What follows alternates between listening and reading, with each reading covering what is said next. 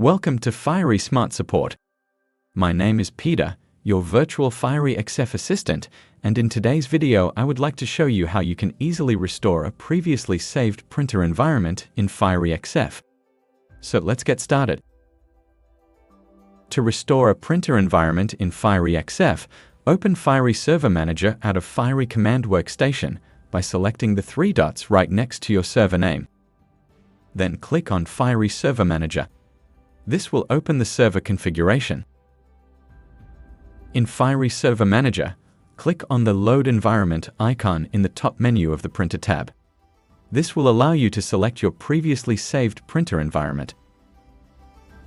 With a click on Choose, you can select your previously saved printer environment from the desired location. Select your environment and click on Open.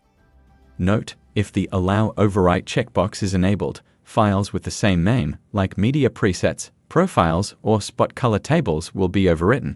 If you don't want this, disable the checkbox prior importing. Now click on Restore to restore your printer. Your printer has been restored and can be used again.